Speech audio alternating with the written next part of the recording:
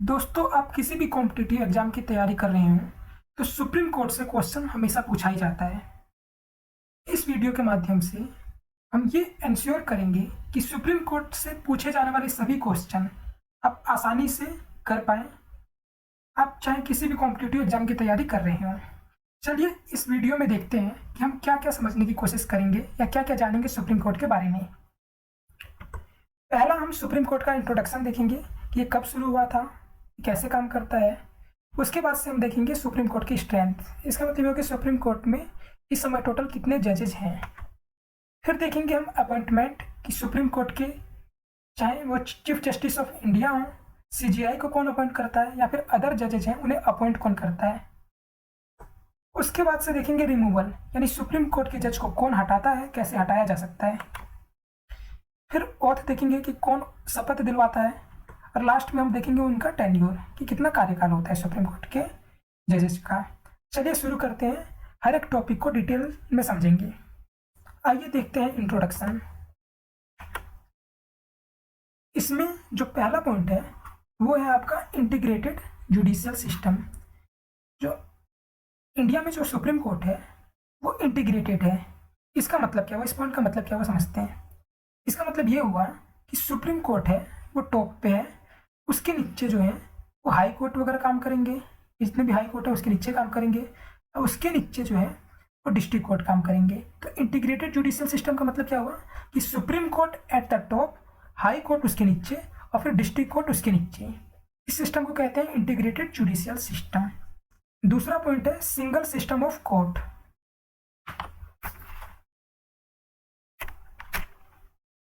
जो दूसरा है वो इंडिया में क्या है, single system of court, single system of court.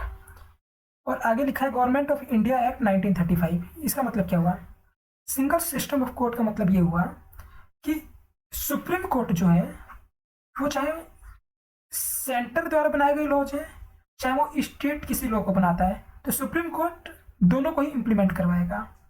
ठीक है, सेंटर कोई सा भी लॉ बनाता है तो उसे इंप्लीमेंट करने की रेस्पॉन्सिबिलिटी किसकी होगी, तो वो सुप्रीम कोर्ट की होगी। इसी तरह स्टेट कोई लॉ बनाता है तो उसे भी इंप्लीमेंट करने की रेस्पॉन्सिबिलिटी किसकी होगी, सुप्रीम कोर्ट की होगी।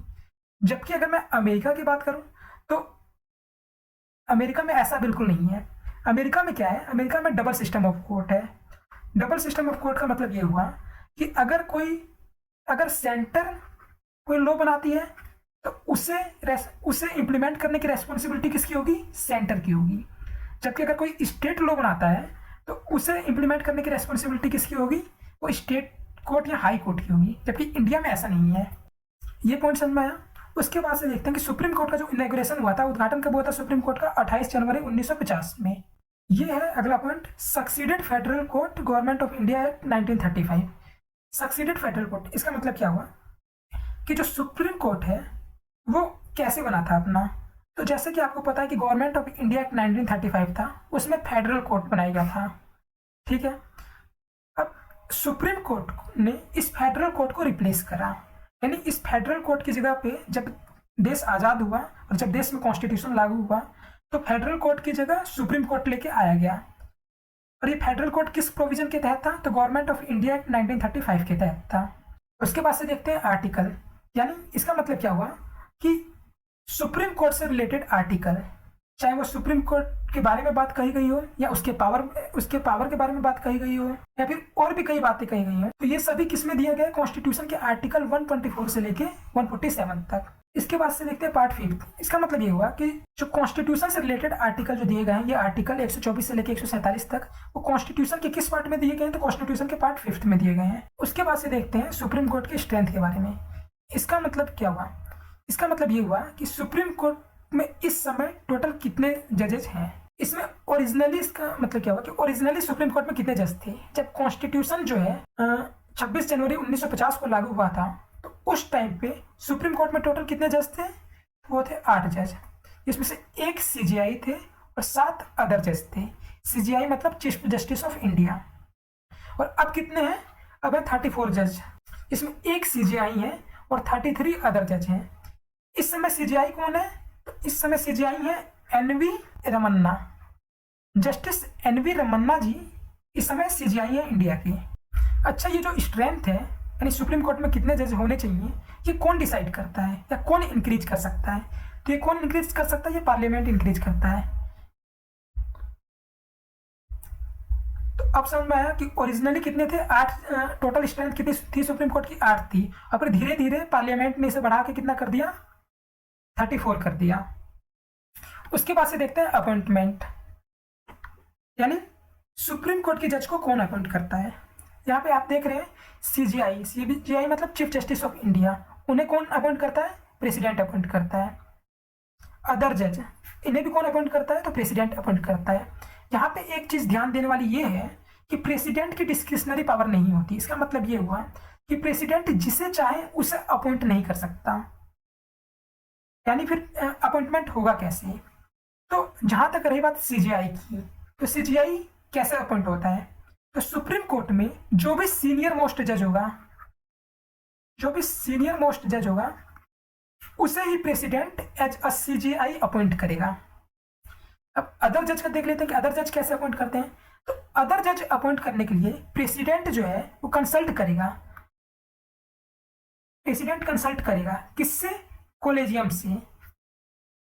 कोलेजियम का मतलब क्या होता है कि 4 जज की टीम होती है, वो डिसाइड करेंगे कि किसे जज बनाना है, और इस बेस पे प्रेसिडेंट फिर अपॉइंट करेगा उन्हीं को। ठीक है, तो अपॉइंटमेंट समझ में आया। उसके बाद से देखते हैं ओथ का मतलब क्या होता है कि शपथ, यानी सुप्रीम कोर्ट के जो जज होते हैं या फिर सीजीआई होते हैं उनकी शपथ कौन दिलवाता है या कौन शपथ दिलाता है उन्हें? तो उन्हें शपथ कौन दिलाता है? प्रेसिडेंट दिलाते हैं, या फिर प्रेसिडेंट द्वारा अपॉइंट किया गया कोई भी व्यक्ति उन्हें शपथ दिलवा सकता है। अगला देखते हैं टेन्योर का मतलब क्या होता है कि सुप्रीम कोर्ट के जज का कार्यकाल कितना है। ठीक है, तो एक चीज यहाँ पे ध्यान देने वाली बात यह है, इसे कॉन्स्टिट्यूशन द्वारा फिक्स नहीं करा गया है कि टेन्योर कितना होना चाहिए कितना नहीं होना चाहिए, लेकिन इससे रिलेटेड कॉन्स्टिट्यूशन में 3 प्रोविजन दिए गए हैं। ठीक है, तो ये तीनों प्रोविजन देखते हैं। इसमें पहला प्रोविजन क्या है कि सुप्रीम कोर्ट का जज जो है उसकी एज जो है वो 65 से ज्यादा नहीं होगी, यानी जब तक 65 साल यानी 65 से ज्यादा नहीं होगी एज। ठीक है, दूसरा प्रोविजन है रिजाइन। अगर सुप्रीम कोर्ट का जज अगर रिजाइन करना चाहते हैं तो वो कर सकते हैं, और वो रिजाइन किससे करेंगे? तो वो प्रेसिडेंट को करेंगे। ये दूसरा प्रोविजन हो गया।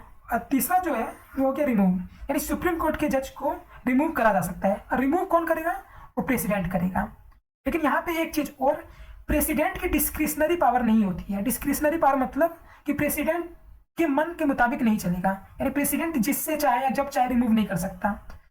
प्रेसिडेंट जो है वो पार्लियामेंट की रिकमेंडेशन पे, पार्लियामेंट अगर सिफारिश करती है तभी प्रेसिडेंट उस जज को रिमूव कर पाएगा, नहीं तो नहीं कर पाएगा। अब देखते हैं रिमूवल ऑफ जज, यानी कि सुप्रीम कोर्ट के जज को कैसे हटाया जा सकता है या फिर कौन हटाता है। जो सुप्रीम कोर्ट के जज होते हैं उन्हें प्रेसिडेंट के ऑर्डर से हटाया जा सकता है। ठीक है, और सुप्रीम कोर्ट के जज को हटाने के लिए कॉन्स्टिट्यूशन में 2 ग्राउंड मेंशन है। 2 ग्राउंड मतलब क्या हुआ कि ये 2 कंडीशंस हैं, यानी कि ये 2 गलतियां अगर करता है सुप्रीम कोर्ट का कोई जज तो उन्हें हटाया जा सकता है। पहला क्या है इसमें? पहला है प्रूव्ड मिसबिहेवियर, दूसरा क्या है? इनकैपेसिटी। यहाँ पे ध्यान देने वाली बात यह है कि जो प्रूव्ड मिसबिहेवियर है या फिर इनकैपेसिटी है, ये दोनों कॉन्स्टिट्यूशन में डिफाइन नहीं करे गए हैं। ठीक है, तो ये पॉइंट समझ में आया। तो इस वीडियो में हमने सुप्रीम कोर्ट के जज के अपॉइंटमेंट से लेके, ओथ से लेके, रिमूवल से लेके ये सभी देखा। अब ये वीडियो देखने के बाद आप इससे पूछे गए सभी क्वेश्चंस आराम से कर सकते हैं, आसानी से कर सकते हैं। इसके अगले वीडियो में हम हाई कोर्ट से रिलेटेड ये सभी क्वेश्चंस डिस्कस करेंगे। धन्यवाद।